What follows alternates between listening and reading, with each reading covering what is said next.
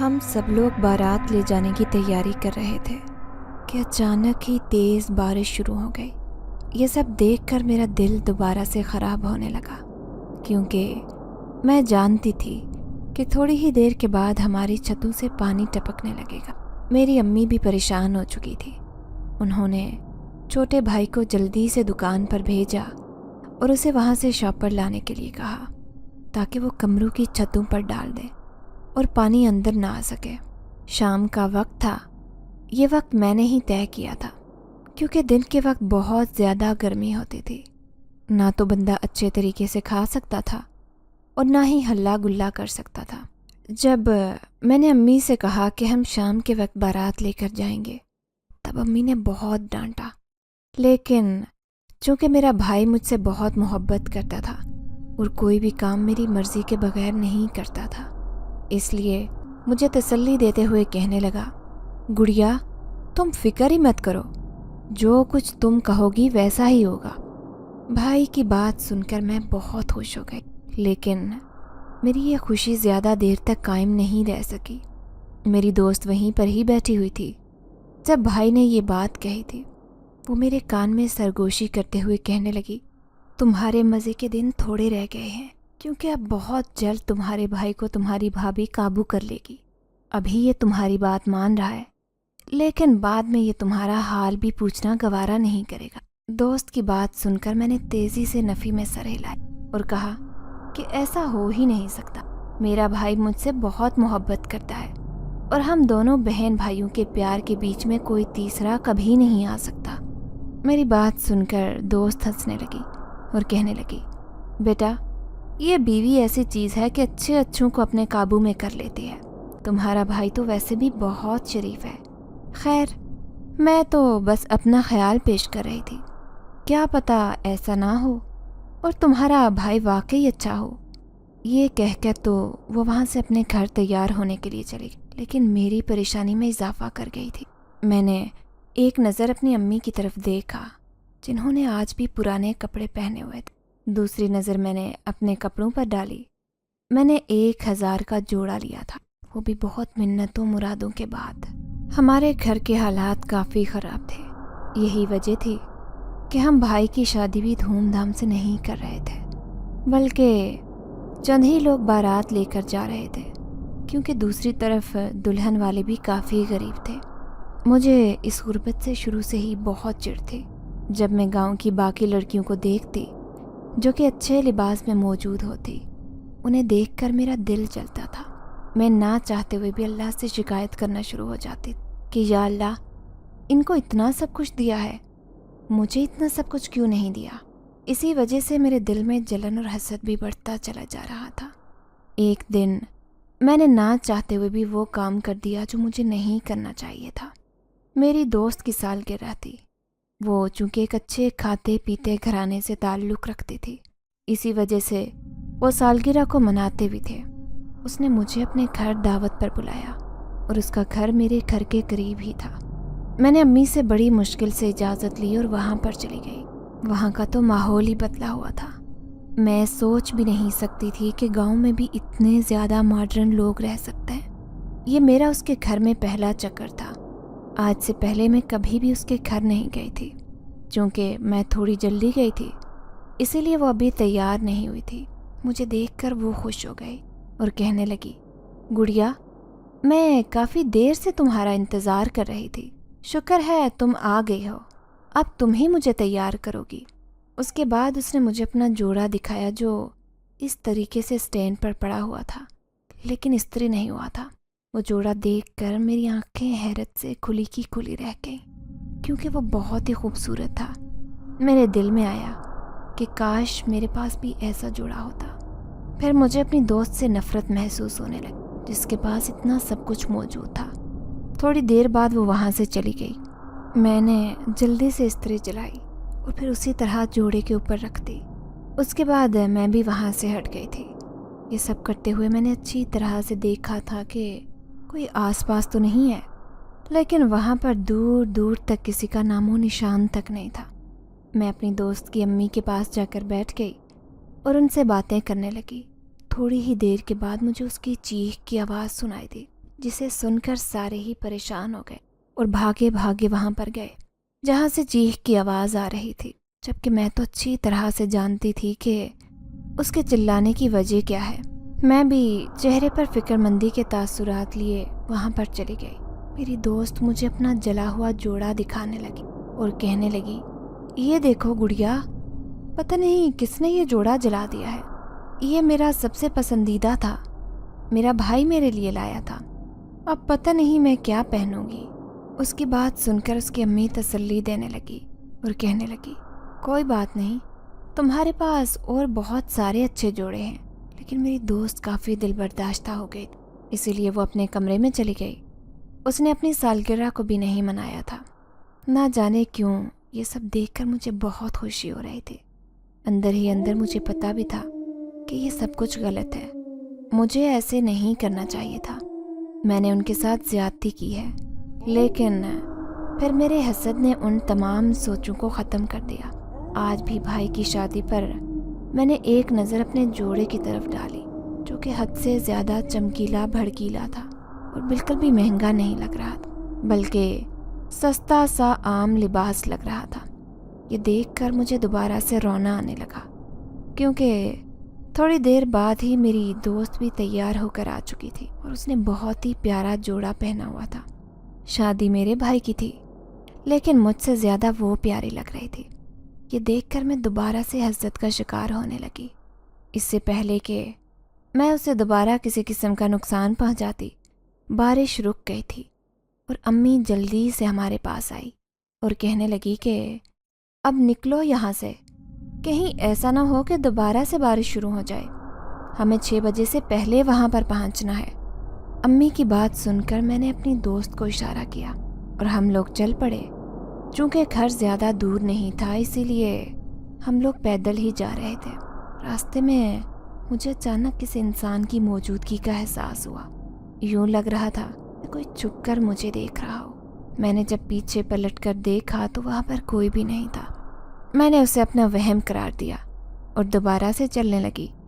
अभी थोड़ी आगे बढ़ी ही थी कि दोबारा से मुझे यूँ लगा जैसे कोई मेरे दाएं जानिब से गुजर रहा हो। इस बार मैंने गर्दन मोड़कर अपने दाएं जानिब देखा तो वहाँ पर बहुत ही खूबसूरत लोग जा रहे थे। उनसे ज़्यादा खूबसूरत लोग मैंने अपनी सारी ज़िंदगी में नहीं देखे थे। उन्होंने बहुत ही कीमती और प्यारे लिबास पहने हुए थे। मैं बेसाख्ता उन लोगों के लिबास को देखने लगी, लेकिन फिर अचानक ही ऐसा हुआ कि वो लोग वहाँ से गायब हो गए। ये सब देखकर एक ज़ोरदार चीख मेरे मुंह से निकली।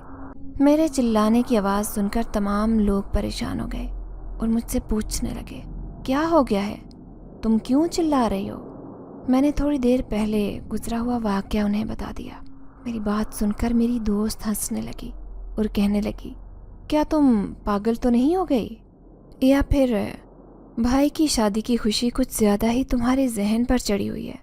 ऐसा कुछ भी नहीं है, ये सिर्फ तुम्हारा वहम है। मैंने उसे कहा, नहीं, मैं सच कह रही हूँ, मैंने खुद अपनी आंखों से ये सब कुछ देखा है।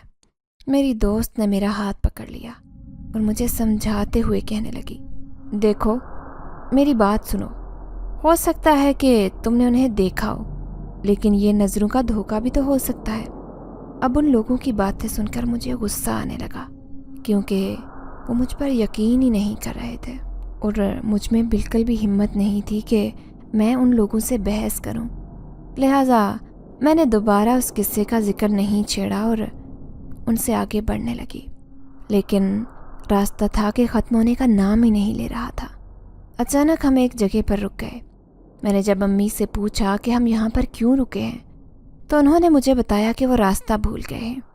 अम्मी की बात सुनकर मुझे हैरत का झटका लगा, क्योंकि वो मेरी भाभी के घर 100 से ज़्यादा चक्कर लगा चुकी थी। अब तो उन्हें ज़ुबानी रास्ता याद होना चाहिए था, लेकिन भाई के साथ मौजूदगी के बावजूद वो लोग रास्ता भूल चुके थे। मैंने अपना सर दोनों हाथों में गिरा दिया। मुझे समझ नहीं आ रही थी कि मैं क्या करूं। एक तो बहुत ही शदीद गर्मी थी और दूसरा मेरी टांगें बहुत बुरी तरह से दुख रही थी।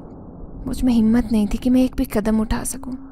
मेरी ये हालत देखकर मेरा कज़न कहने लगा, अगर तुम्हारी तबीयत ज़्यादा ख़राब है तो मैं तुम्हें बाइक पर छोड़ देता हूँ, اس کی بات سن کر میں نے انتہائی غصے سے اس کی طرف گھورا، کیونکہ جب میں گھر سے نکل رہی تھی تب میں نے اسے اس چیز کا بولا تھا، لیکن اس نے مجھے یہ کہہ کر خاموش کروا دیا تھا کہ تمہاری شکل پر اس طرح کی فرمائشیں اچھی نہیں لگتی۔ تب اس کی بات سن کر میں چڑ گئی تھی۔ اب جب ہم آدھے سے زیادہ راستہ طے کر چکے تھے، اب آ کر وہ یہ فرمائش کر رہا تھا، تو میں نے اسے چند لمحے گھورا تو اسے اپنی غلطی کا احساس ہو گیا۔ اس نے دوبارہ مجھ سے نہیں پوچھا۔ تھوڑی دیر تک تو ہم وہیں بیٹھے رہے۔ اس کے بعد اچانک ہی بھائی کہنے لگا کہ ہم غلط راستے پر نکل آئے ہیں، ہم نے پچھلے راستے پر دائیں جانب مڑ جانا تھا۔ میں نے بھائی کو کہا کہ جو بھی کرنا ہے جلدی کریں، مجھ میں اتنی ہمت نہیں ہے کہ میں یہ سارے ڈرامے برداشت کر سکوں۔ میری بات سن کر بھائی پیار سے کہنے لگے، مجھے پتا ہے میری گڑیا کی طبیعت ٹھیک نہیں ہے، لیکن میں کیا کروں، بس میں راستہ بھول گیا تھا۔ اب تم فکر مت کرو، اب تھوڑا سا ہی راستہ رہ گیا ہے، ہم جلدی وہاں پہنچ جائیں گے۔ بھائی کی بات سن کر میں دوبارہ کچھ بھی نہیں بولی، کیونکہ میں بھائی سے بدتمیزی نہیں کرنا چاہتی تھی۔ اور پھر تھوڑی دیر کے بعد ہی ہم دلہن کے گھر پہنچ گئے۔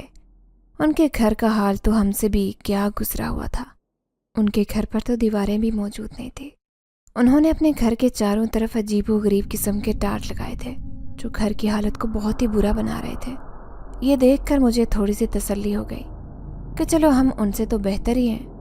وہاں کے لوگ بھی بہت عجیب و غریب اور بہت ہی بدصورت تھے، جو کہ عجیب نظروں سے مجھے دیکھ رہے تھے۔ ان کو دیکھ کر مجھے کوفت ہو رہی تھی۔ میں نے کمرے کے اندر جاتے ایک نظر خود کو شیشے میں دیکھا۔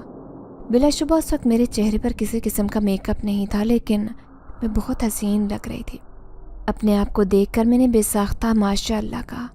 میں نے جیسے ہی یہ لفظ ادا کیا، مجھے اپنے پیچھے کسی انسان کی موجودگی کا احساس ہوا، جس نے میرے ساتھ ہی ماشاء اللہ بولا۔ میں نے حیرت سے پیچھے پلٹ کر دیکھا تو وہاں پر کوئی بھی نہیں کھڑا تھا، لیکن شیشے میں مجھے ایک بہت ہی پیارے نوجوان کا عکس نظر آ رہا تھا۔ اس نوجوان کو دیکھ کر مجھے یوں محسوس ہونے لگا جیسے میں نے اسے پہلے بھی دیکھا ہو۔ اس سے پہلے کہ میں دوبارہ سے پیچھے پلٹ کر اسے کچھ پوچھتی، دائیں جانب سے میری کزن آ گئی اور مجھے کہنے لگی کہ تم یہاں پر کھڑی ہو، میں کب سے تمہیں ڈھونڈ رہی ہوں۔ اندر وہ لوگ کوئی رسم ادا کر رہے ہیں، تمہارا وہاں پر جانا ضروری ہے، لہذا جلدی سے چلو، کہیں ایسا نہ ہو کہ دلہن کی ماں ناراض ہو جائے۔ کزن کی بات سن کر مجھے حیرت ہوئی۔ میں کہنے لگی کہ دلہن کی ماں کیوں ناراض ہوگی؟ ان کے ناراض ہونے کی کوئی تک نہیں بنتی۔ جہاں تک میرے جلدی یا لیٹ ہونے کی بات ہے تو یہ مجھ پر چھوڑ دو۔ میرا جب دل کرے گا میں جاؤں گی، اور جب دل کرے گا نہیں جاؤں گی۔ اب میں دوبارہ سے بدتمیزی کا مظاہرہ کر رہی تھی، اور میں اس بات کو اچھی طرح جانتی تھی۔ حالانکہ میری کزن نے مجھ سے کوئی ایسی ویسی بات نہیں کی تھی اور نہ ہی مجھ سے بدتمیزی کی تھی، لیکن اس کے باوجود میں اس سے بہت ہی سخت لہجے میں جواب دے رہی تھی، یہ جانتے ہوئے بھی کہ وہ اس قسم کے سخت لہجے کی حقدار نہیں ہے۔ میری بات سن کر میری کزن برے سے منہ بنانے لگی اور کہنے لگی، چلو ٹھیک ہے، جب تمہارا دل کیا تم وہاں پر آ جانا۔ اس کے جانے کے فوراً بعد میرا دھیان اپنے پیچھے کھڑے نوجوان کی طرف گیا۔ میں نے جب دوبارہ پلٹ کر دیکھا تو اس بار وہاں پر کوئی بھی نہیں تھا۔ نہ جانے وہ کون تھا اور یہاں پر کیا کر رہا تھا۔ اس کی شکل و صورت اور لباس دیکھ کر تو مجھے اندازہ ہو گیا تھا کہ یہ وہ ان غریبوں میں سے نہیں تھا، تو پھر وہ کون تھا؟ اب یہ سوال جو میرے ذہن میں مچل رہا تھا۔ دوسری طرف اس کا حلیہ اور اس کی خوبصورتی دیکھ کر میرا دل بھی عجیب انداز میں دھڑکنے لگا۔ میں نہ چاہتے ہوئے بھی اس کے بارے میں سوچنے لگی۔ وہ مجھے بہت اچھا لگ گیا تھا۔ میں نے خود کو ڈانٹا اور کہا کہ ایسا ممکن نہیں ہے، تمہارا اور اس کا کوئی جوڑ نہیں۔ تم ایک غریب باپ کی بیٹی ہو، جبکہ اس کے حلیے کو دیکھ کر لگ رہا ہے کہ وہ بہت ہی امیر خاندان سے تعلق رکھتا ہے، لہٰذا وہ صرف تمہیں ٹائم پاس کے لیے استعمال کرے گا اور کبھی تمہیں قبول نہیں کرے گا۔ میں خود ہی اپنی مرضی سے یہ سب کچھ سوچنے لگی تھی، حالانکہ میں اس کے بارے میں ایک چیز بھی نہیں جانتی تھی۔ اب میں وہیں اسی حالت میں کھڑی تھی جب اچانک مجھے پیچھے کسی کی موجودگی کا احساس ہوا۔ اس بار میں نے جلدی سے پلٹ کر دیکھا، لیکن پیچھے کا منظر دیکھ کر میرا منہ کڑوا ہو گیا، کیونکہ وہاں پر میری بھابھی کی ماں کھڑی تھی، یعنی میرے بھائی کی ساس۔ وہ مجھے شروع سے ہی بہت زہر لگتی۔ اسے دیکھ کر نہ جانے کیوں مجھے غصہ آ جاتا تھا۔ میں چاہ کر بھی اپنے غصے پر قابو نہیں رکھ سکتی تھی۔ شاید اس کی وجہ یہ تھی کہ وہ بہت ہی بری عادتوں میں ملوث تھی۔ اس کی عادتوں کو میں بھی جان چکی تھی۔ اب تو میں نے کئی بار لوگوں سے یہ بھی سنا تھا کہ وہ کوئی اچھی عورت نہیں ہے، بلکہ اس کے دوسرے مردوں کے ساتھ تعلقات ہیں۔ میں نے جب اس بارے میں اپنی امی کو بتایا تو انہوں نے مجھے بہت ڈانٹا اور سمجھایا کہ اس طرح کسی کی ذات پر بہتان نہیں لگاتے۔ لیکن میں امی کو کیسے سمجھاتی کہ میں بہتان نہیں لگا رہی، بلکہ میں نے اپنی آنکھوں سے اس کو شام کے وقت کسی اور کے گھر سے نکلتے دیکھا تھا، اور جس طرح وہ باتیں کر رہی تھی اس سے صاف ظاہر تھا کہ وہ مرد کو اچھی طرح سے جانتی ہے اور ان کے آپس میں تعلقات بھی بہت اچھے ہیں۔ خیر، امی نے تو میری بات پر پہلے بھی کبھی یقین نہیں کیا تھا اور نہ ہی بعد میں کرنا تھا، اس لیے انہیں سمجھانا فضول تھا۔ تم یہاں پر کیا کر رہی ہو؟ ہم کب سے اندر تمہارا انتظار کر رہے ہیں۔ ہم نے ایک رسم کرنی ہے، اس لیے تمہاری موجودگی ضروری ہے۔ اس کی بات سن کر میں گہرے انداز میں مسکرانے لگی اور اس سے کہنے لگی، دراصل میں خود کو آئینے میں دیکھ رہی تھی اور سوچ رہی تھی کہ کوئی اتنا خوبصورت کیسے ہو سکتا ہے۔ میری بات سن کر وہ ہنسنے لگی اور کہنے لگی، اتنا غرور بھی انسان کے لیے اچھا نہیں ہوتا۔ کیا تم نے وہ کہانی نہیں پڑھی ہوئی کہ غرور کا سر ہمیشہ نیچا ہوتا ہے؟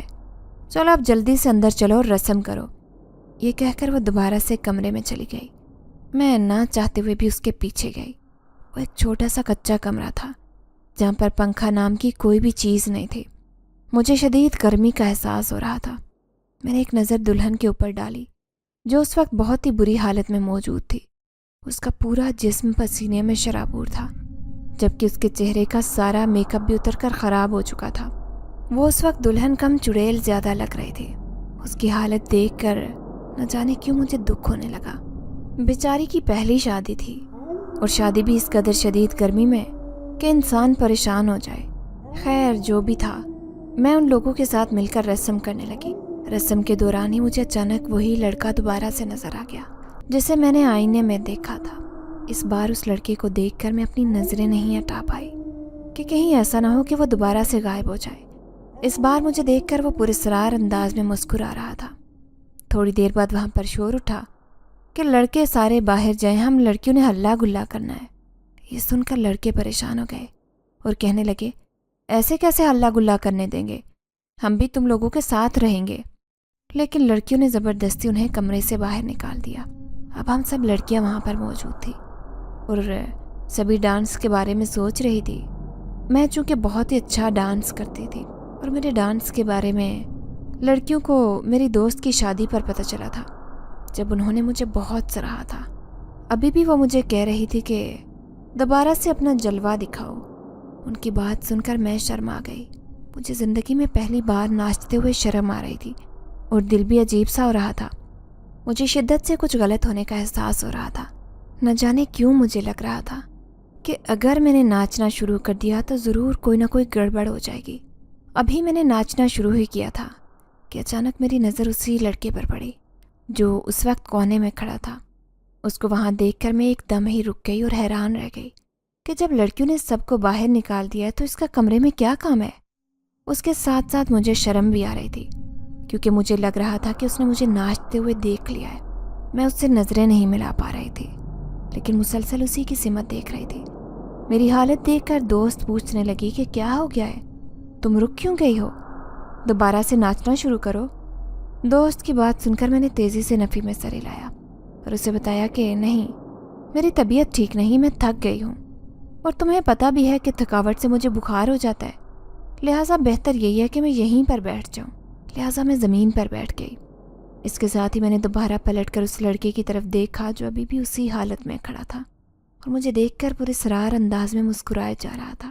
میں نے اپنی کزن سے پوچھا کہ پیچھے کھڑا وہ لڑکا کون ہے؟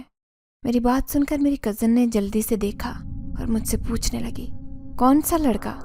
تم کس بارے میں بات کر رہی ہو؟ میں نے جلدی سے اس کی توجہ لڑکے کی طرف کروائی۔ وہ ابھی بھی حیرت سے دیوار کو تکے جا رہی تھی اور مجھے کہنے لگی، لگتا ہے تم پاگل ہو گئی ہو یا پھر ڈانس تمہارے سر پر سوار ہو گیا ہے، اسی لیے تمہیں ہر جگہ لڑکے دکھائی دے رہے ہیں۔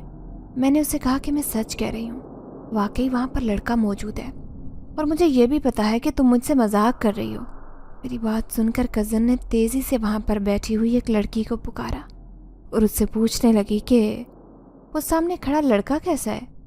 اس کی بات سن کر لڑکی نے میری کزن کے چہرے کی طرف ایسا دیکھا کہ जैसे उसने कोई अनोखा सवाल कर दिया हो, और मजाक बनाते हुए कहने लगी, जाओ यार, डॉक्टर के पास जाकर अपना इलाज करवाओ। उसकी बात सुनकर मेरी कज़न बुरे बुरे मुंह बनाने लगी और कहने लगी, देखो तुम्हारी वजह से मेरी कितनी बेइज्जती हुई है।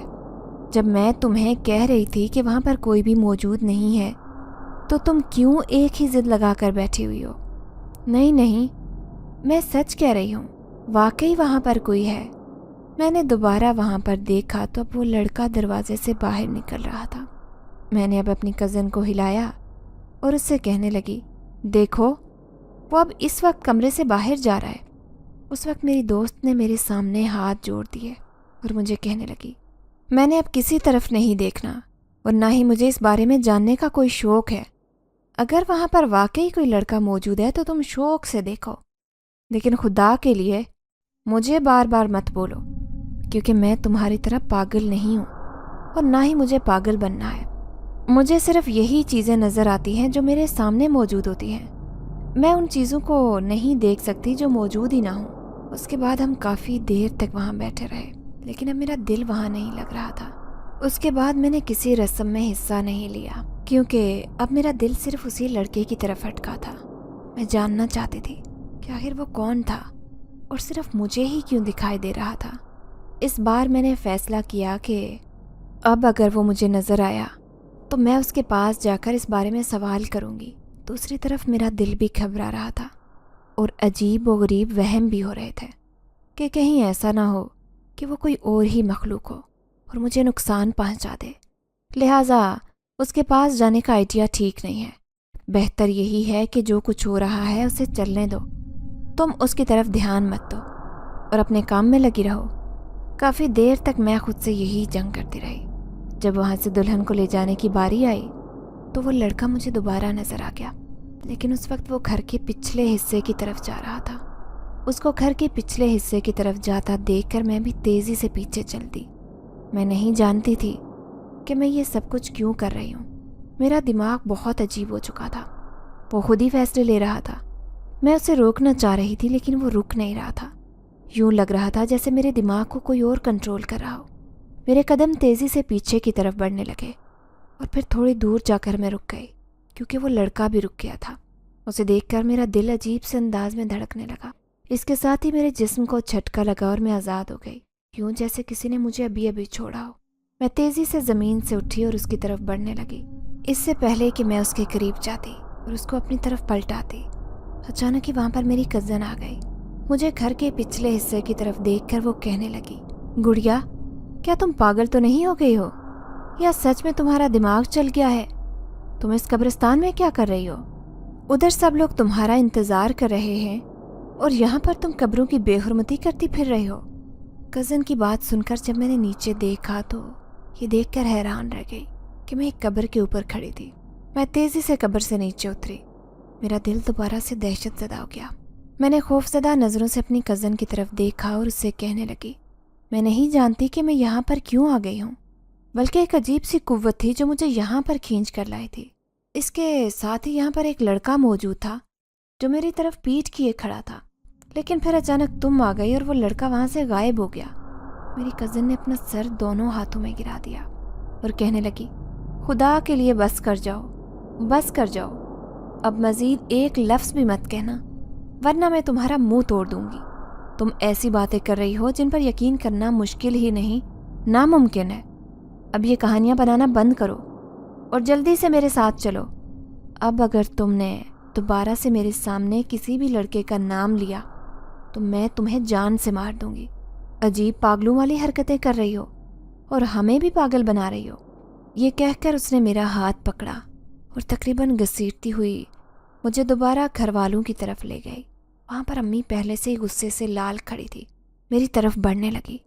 इससे पहले कि वो मुझे 2 थप्पड़ लगाते, भाई दरमियान में आ गया और अम्मी को कहने लगा, छोड़ दें, छोटी है, माफ़ कर दें, पहले ही बहुत देर हो गई है, अब हमें घर चलना चाहिए। और फिर इस तरह हम बारात लेकर अपने घर वापस आ गए। लेकिन बारात के साथ साथ मैं अपने साथ सोचू का अंबार भी लेकर आई थी, एक दहशत भी लेकर आई थी जिसने मेरे दिल को चारों तरफ से घेर लिया था। اس کے ساتھ ساتھ میں ایک ایسے انسان کا وجود لے کر آئی تھی جس کا اندازہ مجھے رات کے وقت ہوا، چونکہ ہمارے گھر میں صرف 2 ہی کمرے تھے۔ ایک کمرہ تو امی نے بھابھی اور بھائی کو دے دیا تھا، جبکہ دوسرے کمرے میں اور امی ہی موجود تھے۔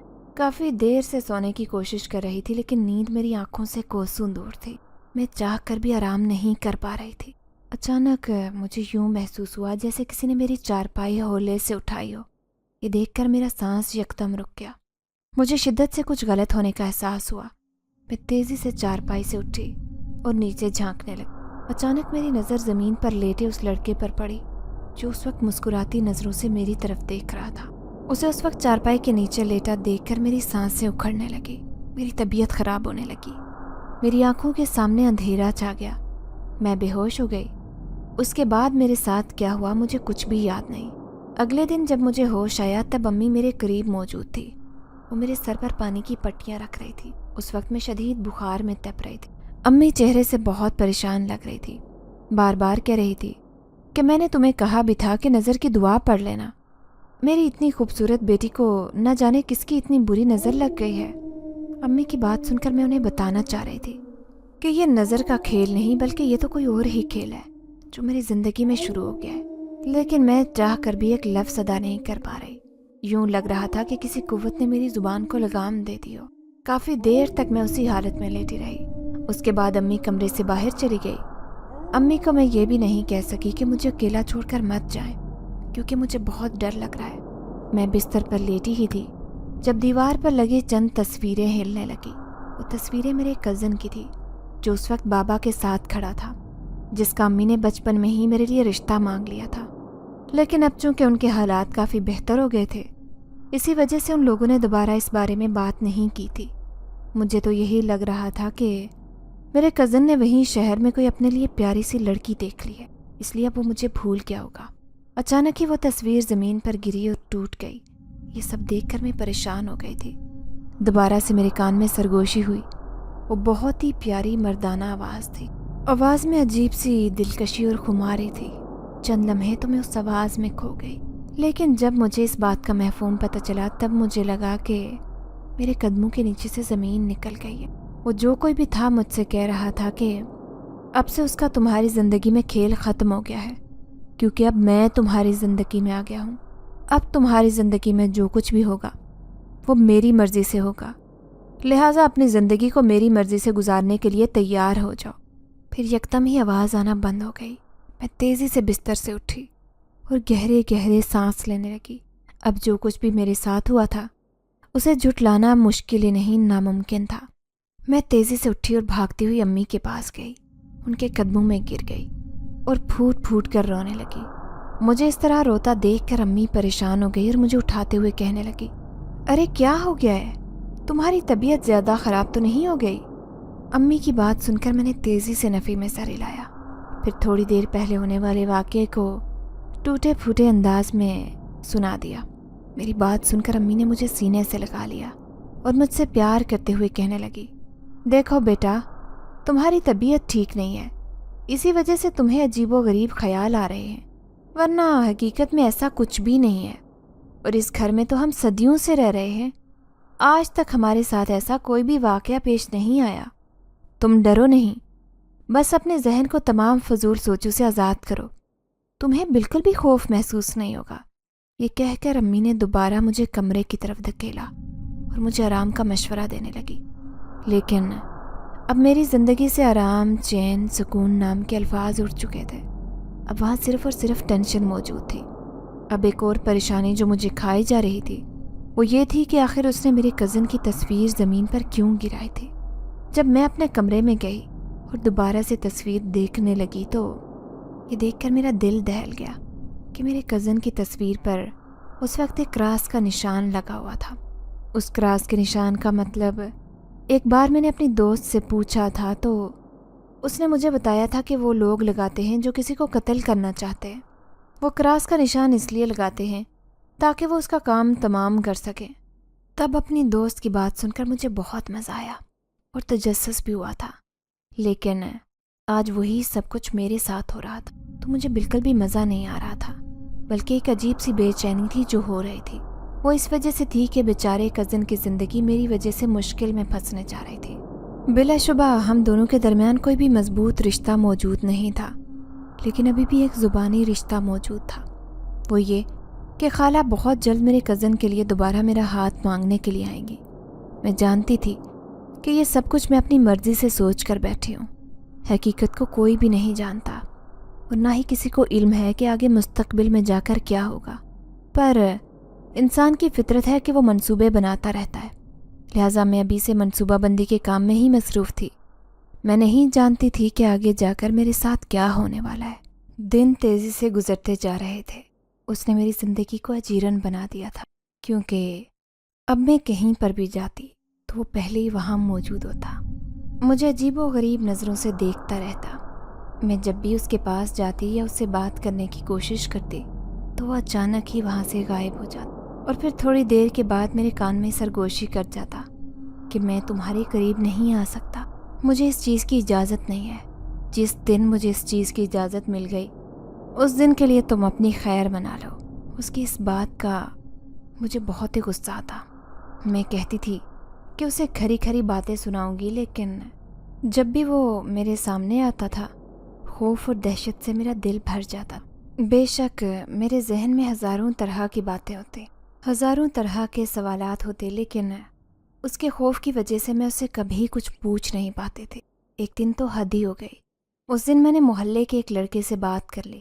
وہ لڑکا بھی میری عمر کا نہیں تھا بلکہ مجھ سے کافی چھوٹا تھا۔ میں اس کے ساتھ کھڑی کچھ باتیں کر رہی تھی اور اسے کچھ ہدایات دے رہی تھی کہ اچانک ہی وہ پیٹ پکڑ کر زمین پر گر گیا۔ اس کو پیٹ پکڑتا دیکھ کر میں پریشان ہو گئی اور اس سے پوچھنے لگی کہ کیا ہو گیا ہے۔ اس نے کراہتے ہوئے کہا کہ کسی نے میرے پیٹ پر لات ماری ہے۔ پہلے تو اس کی بات سن کر میں حیران رہ گئی، پھر تھوڑی ہی دیر کے بعد مجھے اندازہ ہو گیا کہ یہ سب کام کرنے والا کون ہے۔ میں نے ایک نظر اپنے دائیں جانب دیکھا کیونکہ وہاں پر جنزاد موجود تھا اور مجھے مسکراتے ہوئے دیکھ رہا تھا۔ اس کو دیکھ کر میں نے برا سا منہ بنایا اور جلدی سے اس لڑکے کو اٹھایا۔ میں نہیں جانتی تھی کہ اس لڑکے کو اٹھا کر میں اپنے اوپر کتنا بڑا ظلم کرنے جا رہی ہوں۔ ابھی بھی میں نے اسے ہاتھ لگایا ہی تھا کہ مجھے یوں محسوس ہو کہ کسی نے میرے بازو پر ایک زوردار کوڑا مارا ہو۔ میرے بازو پر واضح نشان پڑ گیا تھا۔ ایک زوردار چیخ میرے منہ سے نکلی۔ میری چیخ کی آواز سن کر محلے کا لڑکا بھی گھبرا گیا اور مجھے کہنے لگا، باجی کیا ہو گیا ہے، آپ ٹھیک تو ہیں؟ اچانک اس نے میرے بازو کی طرف دیکھا تو وہ ڈرتے ہوئے کہنے لگا، باجی نہ جانے کیوں مجھے لگ رہا ہے کہ اس وقت ہم لوگ ایک غلط جگہ پر کھڑے ہیں، شاید ہم کسی اور مخلوق کو پریشان کر رہے ہیں، اس لیے بہتر یہی ہے کہ جلدی سے یہاں سے چلیں، ایسا نہ ہو کہ وہ ہمیں جان سے ہی مار دیں۔ یہ کہہ کر وہ تو وہاں سے بھاگ گیا، لیکن میں وہیں زمین پر بیٹھ گئی کیونکہ میرے ہاتھ میں اس وقت شدید تکلیف کا احساس ہو رہا تھا۔ آنسو تیزی سے ٹوٹ کر میری آنکھوں سے بہہ رہے تھے۔ مجھے ذرا بھی صبر نہیں آ رہا تھا کیونکہ زندگی میں پہلی بار مجھے کسی سے اتنی شدید مار پڑی تھی۔ چونکہ میں اپنے بھائی کی سب سے لاڈلی تھی، اسی وجہ سے امی بھی مجھے ڈانٹتی نہیں تھی اور نہ ہی مجھے مارتی تھی۔ اگر بھائی گھر پر موجود نہ ہوتا تو تب ابا مجھے امی کی مار سے بچا لیتا تھا، اسی وجہ سے مجھے کبھی بھی امی سے مار نہیں پڑی تھی۔ لیکن آج اتنا وقت گزرنے کے بعد جب مجھے اتنی شدید مار پڑی تو میری آنکھوں سے آنسو بہنے لگے۔ مجھے ایک لمحے کے لیے بھی صبر نہیں آ رہا تھا۔ تھوڑی ہی دیر کے بعد مجھے محسوس ہوا جیسے کسی نے میرے آنسو صاف کیے ہوں۔ میں نے نظر اٹھا کر دیکھا تو اس وقت وہ لڑکا میرے سامنے بیٹھا گھٹنوں کے بل جھکا ہوا تھا۔ اس وقت وہ بہت ہی پیارا لگ رہا تھا۔ اس کی سبز آنکھیں ایک عجیب سی روشنی سے چمک رہی تھی۔ مجھے لگ رہا تھا کہ اگر میں زیادہ دیر تک اس کی آنکھوں میں دیکھتی رہی تو میں اپنا ہوش کھو بیٹھوں گی۔ اس وجہ سے میں نے تیزی سے اس سے نظریں پھیر لی۔ میں نے اس سے سوال کیا کہ تم کون ہو اور میرے پیچھے کیوں پڑے ہو؟ اس نے میرے سوال کا جواب نہیں دیا بلکہ خاموشی سے میرے بال کان کے پیچھے اڑسنے لگا۔ یہ سب دیکھ کر میں شرما گئی۔ آج سے پہلے میں کبھی کسی مرد کے اتنا قریب نہیں گئی تھی۔ اب نہ صرف وہ میرے قریب موجود تھا بلکہ عجیب و غریب حرکتیں بھی کر رہا تھا، اور پھر میرے دیکھتے ہی دیکھتے وہ وہاں سے غائب ہو گیا۔ ہمیشہ کی طرح اس نے آج بھی مجھے اپنے بارے میں کچھ نہیں بتایا تھا۔ یہی چیز مجھے ہمیشہ غصہ دلاتی۔ میں کہتی تھی کہ یا تو وہ میری زندگی سے مکمل طور پر ہی نکل جائے یا پھر اپنے بارے میں تفصیل سے مجھے کچھ بتا دے، لیکن وہ تھا کہ دونوں باتوں کو ہی نہیں مانتا تھا۔ وہ تو نہ میری زندگی سے جا رہا تھا اور نہ ہی اپنے بارے میں کچھ بتا رہا تھا۔ یوں لگ رہا تھا جیسے اس نے میرے سامنے چپ کا کوئی روزہ رکھا ہو۔ دوسری طرف میرے ہاتھوں کی تکلیف 2 دن گزرنے کے باوجود ختم نہیں ہوئی۔ ان 2 دنوں میں نے اس جن ذات کو ایک بار بھی نہیں دیکھا۔ مجھے اسے دیکھنے کی عادت ہو گئی تھی، اب میرا وقت ہی نہیں گزرتا تھا۔ میں بار بار چھت پر جاتی یا ایسی جگہ پر جاتی جہاں پر میں اکیلی ہوتی، کیونکہ وہ وہیں پر آتا زیادہ تر جہاں پر میں تنہا موجود ہوتی۔ ایک عجیب سی بے چینی تھی جو اس وقت میرے پورے جسم پر سوار ہو گئی۔ اور پھر تھوڑی ہی دیر کے بعد میری خالہ ہمارے گھر آ گئی۔ خالہ کو اپنے گھر میں دیکھ کر مجھے حیرت کا شدید جھٹکا لگا، کیونکہ میری یہ وہی خالہ تھی جنہوں نے اپنے بیٹے کے لیے میرا رشتہ مانگا تھا۔ میں سوچ بھی نہیں سکتی تھی کہ وہ اپنی بات کو سچ ثابت کریں گی، کیونکہ وہ اپنے وعدے سے مکرنے کے نام سے بہت ہی زیادہ مشہور تھی۔ اب جب کہ وہ اپنا وعدہ پورا کر رہی تھی تو نہ جانے کیوں مجھے بہت زیادہ خوشی ہو رہی تھی۔ مجھے یقین ہو گیا تھا کہ اب میری قسمت سنور جائے گی، اب میں وہ سب کچھ کر لوں گی جو میں کرنا چاہتی ہوں۔ لیکن میں نہیں جانتی تھی کہ نہ صرف میں اپنے بلکہ بہت سارے لوگوں کی زندگیوں کو خطرے میں ڈالنے جا رہی ہوں۔ خالہ ہمارے گھر تو آ گئی تھی، وہ میرے کزن کو بھی لے آئی، لیکن اب مسئلہ یہ تھا کہ انہیں ٹھہرانا کہاں تھا، کیونکہ میری خالہ تو ہمیشہ سے ہی اے سی میں رہنے کی عادی تھی، جبکہ ہم گاؤں والوں کے حالات ایسے تھے کہ ہمیں پنکھے کی ٹھنڈی ہوا بھی نصیب نہیں ہوتی، وہ بھی اس وجہ سے کہ دن کے وقت شدید تپتی ہوئی گرمی ہوتی، پنکھا گرم ہوا دیتا تھا اور رات کے وقت بجلی موجود نہیں ہوتی تھی۔ زندگی بہت مشکل سے گزر رہی تھی۔ اس دوران اس جن ذات کا میرے ساتھ چھپن چھپائی کا کھیل بھی بہت زیادہ پریشان کر رہا تھا۔ جبکہ خالہ میرا رشتہ لے کر آئی تھی اور انہوں نے کہا تھا کہ میں 1 ہی مہینے کے اندر اندر دونوں کی شادی کرنا چاہتی ہوں، تب میری خوشی کی کوئی انتہا نہیں تھی۔ دوسری طرف خالہ بھی بہت خوش نظر آ رہی تھی، میرا کزن بھی بہت خوش تھا۔ ہم لوگ صحن میں بیٹھے یہی باتیں کر رہے تھے جب اچانک کسی نے میرے کزن کا گلا پکڑ لیا، اسے ہوا میں اٹھا لیا۔ یہ سب دیکھ کر میں بہت پریشان ہو گئی۔ مجھے اندازہ ہو گیا تھا کہ یہ وہی جنزاد ہیں۔ میں چلانے لگی اور کہنے لگی، خدا کے لیے میرے کزن کو چھوڑ دو، لیکن وہ اس قدر ظالم جنزاد تھا کہ اس نے میرے کزن کا گلا نہیں چھوڑا اور میرے کزن کو جان سے ہی مار دیا۔ جوان بیٹے کی موت اپنی آنکھوں کے سامنے ہوتا دیکھ کر خالہ کی آنکھیں پھٹی کی پھٹی رہ گئیں۔ انہوں نے اس صدمے کو اتنا زیادہ دل پر لیا کہ انہیں ہارٹ اٹیک آیا اور وہ بھی موقع پر ہی دنیا سے چلی گئی۔ تھوڑی دیر پہلے جس گھر میں خوشی پھیلی تھی، شادیانے بجنے کے لیے تیار تھے، وہاں پر ایک دم سے سوگ پھیل گیا تھا۔ میری امی نے پھٹی پھٹی نظروں سے میری طرف دیکھا اور مجھ سے پوچھنے لگی کہ یہ سب کیا ہے۔ میں نے امی کو روتے ہوئے بتایا کہ یہ سب کچھ وہی ہے جس کے بارے میں آپ کو پہلے بھی بتا چکی تھی، لیکن تب آپ نے مجھے کہا تھا کہ گڑیا، حقیقت میں ایسا کچھ بھی نہیں ہوتا، یہ صرف اور صرف تمہارا وہم ہے۔ یہ سب دیکھ کر امی نے اپنے بال دونوں ہاتھوں میں جکڑ لیے اور زور زور سے بال کھینچتے ہوئے چلانے لگی۔ ان کی حالت پاگلوں والی ہو گئی تھی، اور کیوں نہ ہوتی، ان کے دیکھتے ہی دیکھتے نہ صرف ان کا بھانجا بلکہ ان کی جان سے عزیز بہن بھی اس دنیا سے چلی گئی تھی۔ ہمیں سمجھ نہیں آ رہا تھا کہ ہم ان کے گھر والوں کو کیا جواب دیں گے، اور پھر میرے خالو کو ہی وہی سب کچھ بتایا گیا جو کہ سچ تھا۔ یہ سنتے ہی میرے خالو کی آنکھیں یکدم لال ہو گئی اور مجھے کہنے لگے کہ میں اس جنزاد سے سب کا بدلہ ضرور لے کر رہوں گا۔ جن دنوں میری اپنے خالو سے بات ہوئی تھی وہ خالہ کی موت کے 4 مہینے بعد کا ذکر ہے۔ تب خالو ہمارے گھر میں کچھ عرصے کے لیے رہنے آئے تھے، کیونکہ ان کی میری امی سے بہت بنتی تھی۔ وہ میری امی سے ہر طرح کے موضوع پر بات کر لیتے تھے۔ اس کے علاوہ وہ امی کے کزن بھی تھے اور بچپن کے دوست بھی تھے۔ کچھ دن بعد وہ چلے گئے۔ اس کے بعد میری زندگی معمول پر آ گئی۔ دوبارہ سے اس عجیب و غریب لڑکے کو دیکھنا، لیکن اس کا میرے پاس نہ آنا، یہ سب مجھے بہت پریشانی میں مبتلا کر رہا تھا۔ دوسری طرف میری امی مسلسل انہی کوششوں میں لگی تھی کہ وہ کسی طرح ایک اچھے سے عامل سے رابطہ کر لیں، اور پھر ایک دن موقع مل ہی کیا تھا۔ اس دن میرے ماموں گھر کے اندر داخل ہوئے اور مجھے کہنے لگے کہ جلدی سے ایک موم بتی لاؤ۔ ماموں کی بات سن کر میں موم بتی لے آئی۔ انہوں نے گول دائرہ بنایا۔ تھوڑی دیر بعد ہی انہوں نے دل میں کچھ پڑھا، جس کی وجہ سے وہ جنزاد ان کی نظروں کے سامنے حاضر ہو گئی۔ जिनजात को देखकर मामू ने पूछा कि तुम कौन हो, इस लड़की से क्या चाहते हो? उसने मामू से कहा कि मैं एक जिनजाद हूँ, इस लड़की को अपनी मिल्कियत समझता हूँ और हमेशा से ही इसे अपनी ग़ुलामी में रखना चाहता हूँ। जो भी इस लड़की की तरफ देखने की कोशिश करेगा मैं उसे जान से मार दूंगा। ये सब सुनकर मामू ने अपने पास रखा हुआ पानी उठाया और उस जिनजात पर छींटे मारने लगे, जिससे वो तकलीफ़ से तड़पने लगा और कहने लगा, बस कर दो खुदा के लिए, बस कर दो, मुझे बहुत तकलीफ़ हो रही है। मामू पहले ही उसे जलाना चाहते थे, उससे अपनी बीवी और बेटे की मौत का बदला लेना चाहते थे। अभी तो उन्हें मौका भी मिल गया था। उन्होंने कबीले के सरदार को अपने सामने हाजिर किया और उसे जिनजात के करतूतों के बारे में बताया। कबीले के सरदार ने साफ साफ कह दिया कि ये जिनजात सरकश हो चुका है, लिहाजा ये जिनजात उन लोगों में से नहीं है। चनाचे आप इसके साथ जो मर्जी सलूक करें, हम आपसे सवाल नहीं करेंगे। और फिर मामू ने थोड़ी ही देर बाद उस जिनजात को जला दिया। और उसी दिन मुझे पता चला कि खाला की मौत के बाद मामू भी रूहानी इल्म हासिल करने लगे थे और उन्होंने ये अमल भी ये कामिल से सीखा था। जिनजात के जलने के फ़ौरन बाद मामू ने मेरे सर पर हाथ रखा और मुझे कहने लगे कि मैंने तुम्हें हमेशा अपनी बेटी की तरह समझा है। पहले मेरे बेटे के लिए मैं तुम्हारा हाथ मांग रहा था, लेकिन अब अपने एक दोस्त के बेटे के लिए तुम्हारा हाथ मांगूंगा।